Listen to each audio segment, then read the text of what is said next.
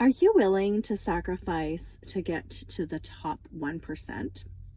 We often admire their mansions, their private travel, their top financial autonomy that comes with reaching the very top. You scroll past the gloss of the hyper successful and focus exclusively on the rewards while completely ignoring the brutal journey that it took to get there. We have a surface level envy that creates a real delusion about what extreme achievement actually requires from a human being. When you only look at the end result, you blind yourself to the sheer physical and emotional toll that it takes to get there and stay there. Most people say they want that level of extraordinary success, but they are just thinking about the reward, not the sacrifices. You convince yourself that you would easily pay the price without ever calculating what that price actually looks like. Reaching the top, the absolute apex of any industry, requires a level of relentlessness and single-minded obsession that most normal people would find completely impossible. To get there, you have to be willing to systematically dismantle almost every other area of your life to feed that central goal.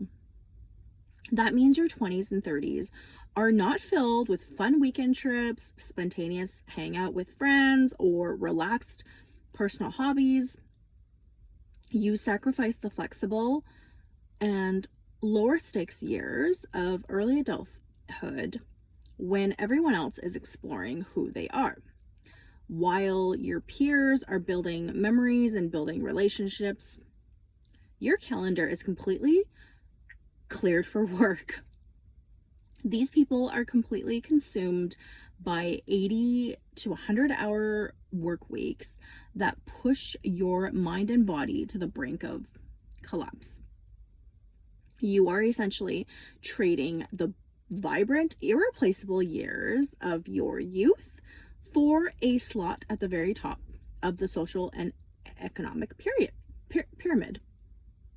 You trade away the peak vitality of your physical prime in exchange for a position of extreme leverage, privilege, and capital.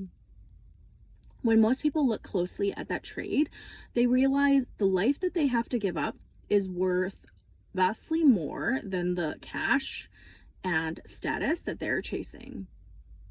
They realize, sometimes too late, that no amount of late stage net worth can ever purchase back a youthful decade spent locked in a conference room. The sacrifice hits your personal relationships first, turning marriages or dating life into a secondary, neglected line on the weekly schedule.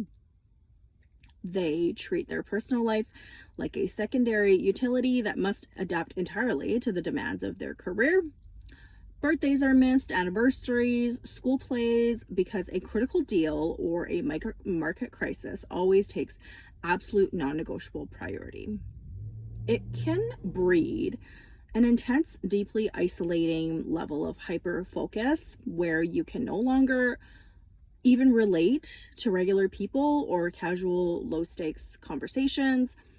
Their brain becomes so wired by high stakes negotiations that normal social interactions feel utterly slow and tedious. There is a loss of patience that is required for simple human chatter. Constantly looking for the point or the strategic value in every conversation is exhausting, and people know if you're present and if you're genuine or not. They start viewing every single human interaction through a cynical, transactional lens of utility, leverage, and strategic alignment.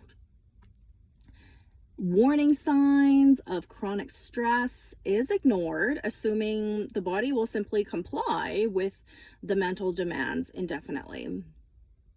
They survive on minimal sleep, constant shots of caffeine, and terrible high stress catering food eaten over a keyboard at midnight. These hyper elite are often incredibly rich on paper assets, but completely bankrupt in actual physical vitality and cellular health. They sit on millions of dollars while suffering from chronic inflammation, sleep disorders, and just an exhausted metabolic system. They also have to develop a terrifyingly thick skin and a willingness to make brutal, cold hearted decisions that could potentially affect thousands of lives. Moving to that scale requires a level of emotional detachment that normal, caring people would find a big challenge. They cannot afford to hesitate or bleed emotionally when the survival of an enterprise demands aggressive, unyielding action. They have to be totally comfortable with the fact that their entire human identity will be swallowed up whole by their company. They also forfeit any semblance of true privacy or normal social freedom once they achieve a level of visibility. A quiet freedom of moving through the world unnoticed disappears completely, replaced by constant public opinions and evaluations. They have to constantly live behind complex security systems, strict non-disclosure agreements, and a permanent wall of calculated public relations management. Ultimately, the question isn't whether they or you have raw talent or the intelligence to match the top 1%. Talent and intelligence is common, and they exist everywhere in the world without ever yielding to that level of elite success. The real differentiator is a willingness to endure an unsustainable level of isolation, pressure, and personal loss. The real question is whether you are willing to look at the beautiful, messy, ordinary joys of normal life and throw them into the fire to fuel your ambition.